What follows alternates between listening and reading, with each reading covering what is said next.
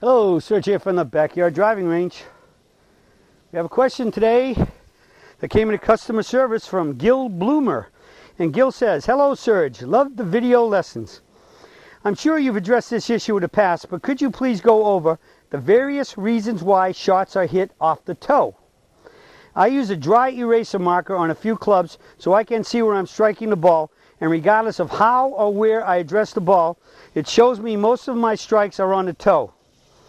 I get fairly decent distance, but I know I'm extremely inconsistent as the strikes vary from close to the center of the club face to very near the vertical lines on the top, on the club face, which would be the vertical lines he's talking about are you have your scoring lines, which we'll call horizontal because they're horizontal on the ground. The vertical lines are the where the grooves end, near the heel and out there near the toe. So when he says he's out with the near the end on the vertical lines, he's about any bunch more, and he's going to be missing the toe. He's going to be missing it and zinging him off the toe that way.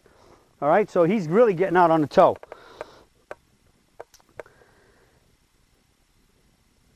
If I am able to consistently hit the sweet spot, I know that that's the difference of a full club. If you get a chance, please address this issue. Thank you. Submitted by Gil Bloomer. Okay, Gil, I'm going to address a couple issues here. We're going to address setup, and we're going to address some of the swing issues that can cause it. But it just popped into my brain because I write notes here. I read these and I write notes of things I want to make sure I cover. And something just popped into my head that wasn't even there. And that is, you must remember, for starters, depending on the club that you're playing, whether you're playing blades or you're playing, shall we say, contact-assisted golf clubs, especially heel and toe weighted clubs, the ones where we have cavity backs in the back. See, my club is what is called a muscle back. I play blades, smaller heads. Most people say the company's got you believing you can't play a blade because you need the bigger head because you get a bigger sweet spot. Well, first off, that's not correct. I mean, there's only a sweet spot is half the quarter the size of the end of my little finger here, and my pinky finger. And you can move it around, but you can't make it bigger. That's a physical impossibility. Just go look up the word sweet spot in a dictionary, or go Google it, or whatever you want to do on the internet, and it's going to come up. It's going to tell you it's a spot, period, a spot. Whether it's a baseball bat, a tennis racket, a hockey stick, and a golf club, it's a spot. And it's a small spot. And so, because most golfers swing outside in, all right, and they hit the ball out near the toe, because when you're swinging outside in, you're coming across the aiming line, they are able, with those cavity back clubs where they take out the weight from here, all right, and they put it everywhere around the extremities, all right, cavity back, there's a cavity back there. Well, what do you think? If the weight's all out there and you're supposed to be hitting the club in here, but the weight's all around the edges, they've taken the weight away from where the impact zone is. So that's what I call the pie plate effect. I'd rather be hitting a club with a fist than with a pie plate. You can put a lot more hurt on somebody's nose if you punch him with a fist than if you hit him with the palm of your hand. All right, and hit him right in the middle of the palm. Pie plate versus fist. All right, but here's the key. They're building the sweet spot out on the toe. So if you were to even make really good golf swings, and that club rotates around the axis, the head rotates around the axis of rotation, which is the shaft, and that's the whole key. It doesn't matter the size of the head. You swing the shaft, and the head responds to the shaft. So, if the sweet spot is out there and you swing the shaft properly, and the head will be returned to the sweet spot swinging around the shaft, you will hit the ball out near the toe. I realized that the first time years and years ago when a company sent me a golf club, a set of clubs to try, and it was the first time I'd ever played a somewhat cavity back club. And I took it out, and I actually used it in a tournament. I was hitting it halfway decent, and I kept hitting good shots, and I kept looking over there, and instead of the sweet spot being right here in the middle or a little inside the middle, what I have with blades, like right now, there's a little ball mark right in here, and you can see good players how they can start wearing the chrome off, and they got a nice little dimple about the size of a quarter in here, a little circle. I'm hitting them all out there, but I'm hitting them solid, and I'm saying, what in the heck's going on here? I just flushed that, and it's towards the toe. My grass marker's towards the toe. And so finally I got back, and I called the people up at the company that sent me this club, and I said, hey, I'm hitting great shots, but they're all out on the toe. They're not back in the center or a little towards the heel where I am with my blades. They said, of course not, because that's where the sweet spot is. This is a cavity back club, a club to help folks who slice and hit the ball near the toe, hit it more solid, and therefore hit it a little bit farther.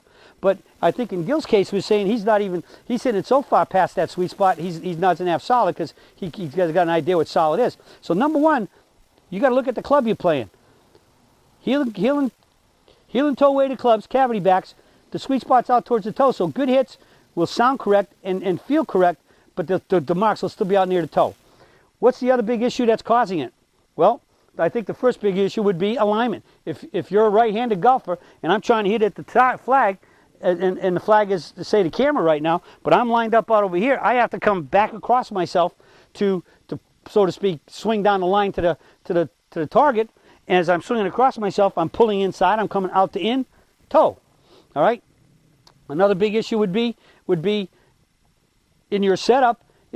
Once you're set up to the ball, if you start swinging and you got too much knee action, the knee action will do this, and very likely the biggest knee action people have is they got that forward leg kicking, because why? They were told you got to lift your foot up and kick your knee, and if you want to make a bigger turn and get the parallel, well, we don't want that in a peak performance swing. We want what? We want limited turn, 3/4 and vertical straight up. So we want to keep it. But as I've said repeatedly in many lessons and at almost every golf school I give and private lessons I give, and it's repeating here now on dailies, is that most golfers who think that they will swear on a stack of Bibles that they're controlling their left knee, it's still too much motion. And that's why they're still having problems, because once that knee comes in like this and you come down, what happens? If the knee goes in and the hips collapse this way, look at where the spine's going. It's going forward, and then if you swing down from there, you're ahead of it, cutting across it, you're going to be towing it. All right? So those are two really big problems as to why this happens. A third one, which again would be many golfers believe they're taking their backswing to right over the toe line and straight up, but they're still turning too much and into sacred burial ground, many cases caused by, as I just discussed, that forward knee coming in too much. So now they're getting in too deep, and even if they do reverse tilt, and the more they turn and the longer the club goes, the more they actually even tilt forward, and the more they're ahead, the more outside in they're coming with toes and hitting it on the toe. All right, so the whole key becomes to what? We have to get back into the peak performance setup, the wide knees, the outward pressure, resist the left knee movement, which resists the turn, keeps us more consistent in our position. Our spine stays still, the torso stays still, because the knee stayed still. So wide knees, outward pressure, the look, that's the trademark of the peak performance setup. But the trademark is great to have it in the setup, but you got to keep it in the swing.